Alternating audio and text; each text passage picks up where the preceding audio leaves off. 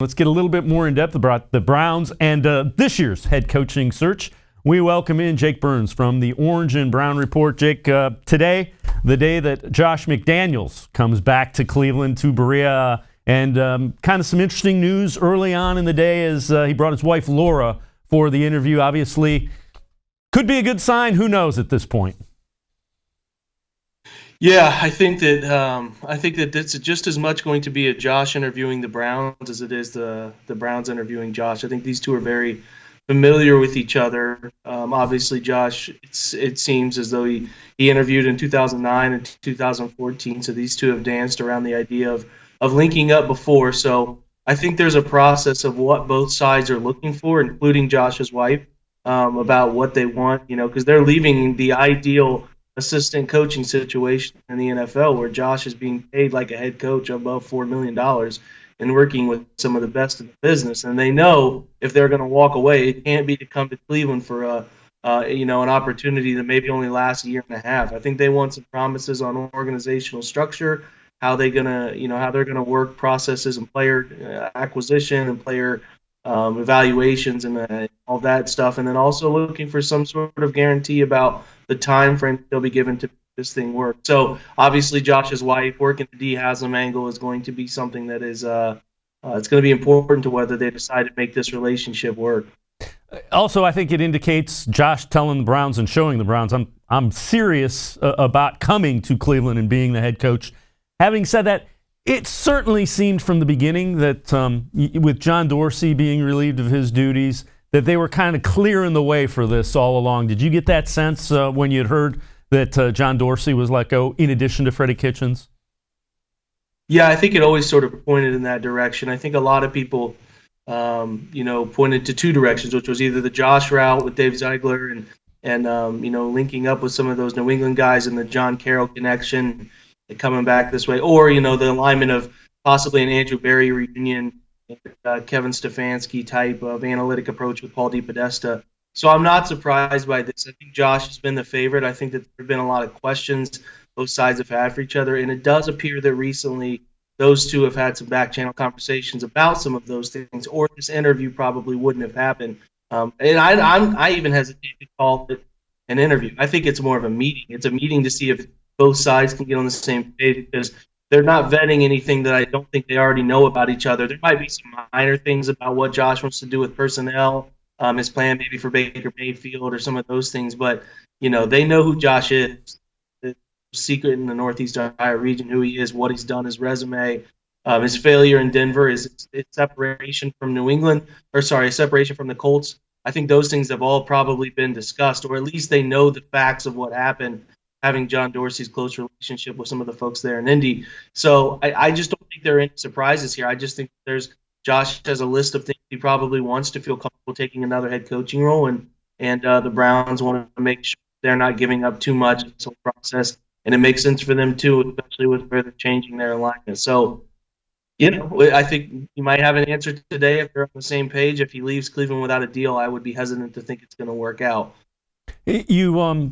You mentioned Josh wanting certain things. If you're Jimmy Haslam, the football operations haven't been good here. I mean, John Dorsey he did improve the roster without question, but he had a lot of capital to do that. If you're Jimmy Haslam and you're the owner that's craved a football structure, do you basically give Josh McDaniels anything he wants? I mean, is there anything that you would think is unreasonable for him to ask? I'm sure there are some things that can be deemed unreasonable, maybe some things about ultimate control or ultimate say over certain situations with, that sort of authoritative decision that he doesn't have to get any clearance or work with anybody to make those calls. But I think you got a point there. I think the Browns have done it so many different ways. They've done the analytic approach. They've done the football guy stuff. They've done a different path with, Jimmy being responsible for getting the head coach's information and the GM's information separate, and both of them reporting to him. I think some unification and some alignment of a guy like Josh, who's seen at least what it takes to be successful in New England. I think you can certainly use some of those lessons. And I'm to the point where, to be honest, it's a shrug my shoulders and and show me you guys can get it right. I don't think you can sit here and say that any of the ideas that Josh have are going to be that outlandish that the Browns shouldn't be listening to him, because obviously, like you said, you introduced this segment, we're on another coaching search this year. So it's failure after failure with this group. So Jimmy maybe needs to listen to somebody who's been in a really good structure for a while, and probably the second in charge in that structure, and figure out what they can learn from him and if they can make this work. So I'm okay. I was okay with going the analytics approach and uniting some people who have some good processes in Barry Stefanski, Podesta type thing, or even Robert Saleh from the 49ers. I think you can get behind that path too. But I do understand why the path with Josh and his understanding of what it takes and that approach New England has taken for 2 decades is something that is very, very appealing. You mentioned Kevin Stefanski. That's a guy that the analytics folks favored last year when they did this and came to Freddie Kitchens. Are you at all concerned? I mean, after what we went through with Freddie Kitchens, Stefanski, and I know, completely different guy, completely different background, but he's a guy that hasn't called plays for more than a year and a half, and he has Gary Kubiak there, who's basically an offensive guru as well. Are you concerned that if McDaniels falls apart and doesn't work, that, or are you more confident than I am with Stefanski? Stefanski sends up all kinds of red flags with me. Yeah, I mean, I think if you tie in Stefanski to what happened with Freddie or Mike Pettin or these first-time head coaches, can get a little dangerous, because not all of these guys are created the same. I don't think that that's anything groundbreaking, but it gets a little nerve-wracking saying that the things that caused Freddie or the things that caused Pettin or the things that caused Rob Jasinski to get fired are going to be the exact same things that happened with Kevin or Robert Saleh at the same time. I don't know. I think these guys are their own men. I think what you have to do is figure out which of these guys are leaders, which of these guys. It's not just calling offense. It's not just calling defense. It's who brings accountability, who brings processes, who brings an egoless approach that will listen to people, who looks at numbers. There's a process of things that we don't know as the public. We don't get to sit in on that. Those meetings and those interviews to figure out who these guys are as people, what their leadership approach is, how they're going to hold players accountable, how they're going to structure practice, how they're going to structure data-driven approaches on a week-to-week basis. We don't know those things, so it's tough to sit here and say that, I think Stefanski won't work out. Well, I don't know.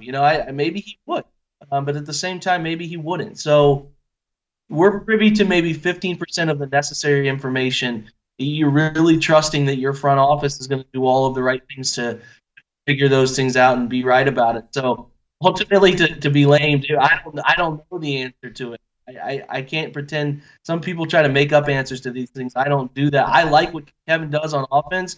I think Kubiak gets a little bit more credit than he should for what they're doing. He's got the basis for the offense. I think Kevin's done a great job learning it, understanding it, and applying it. Gary Kubiak helps, obviously. He's got the history. But if you talk to people from Minnesota, they say that it is Kevin calling it, structuring. And anybody who's figured out a great offense over the years has learned it from somebody else. That's how it works. And I don't think it's any different in Minnesota. Maybe and ultimately maybe Gary Kubiak comes with him. You never know. Fair enough. Fair enough reaction to that. Here's another question for you as we wrap up the head coaching thing. Again, because of what happened in Indianapolis with Josh, until they are in that press conference saying, "Hey, it's great to come home to Northeast Ohio and be the head coach of the Browns," I'm going to be a little leery. And as you hear more and more what potentially happened with Indianapolis, it was more, Josh getting the assurity and the certainties that the way he wanted it structured didn't sound like the way the front office was going to be structured in Indianapolis. So until he's there saying, "Hey, I'm here," I think you kind of got to wait until it becomes that time of the press conference. Yeah, I mean, Josh's history there is not going to be on the side of once it's announced on Twitter from Schefter or Rappaport, whoever says it. I certainly don't think you can feel great about it. But I also don't think Josh can do this twice. If he does this twice, he's essentially nuking his career to get a job anywhere outside of New England.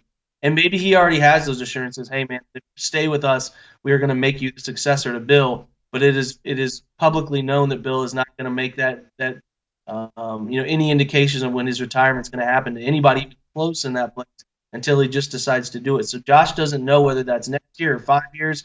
Who knows? But he might have that assurance. But if he walks out on agreeing to something with Cleveland and walks out on that again, it would certainly need his ability to get any job outside of New England. So while I get the hesitation, all of that, and saying this is what he did before, I just don't see him accepting a role and then failing on it again like he did.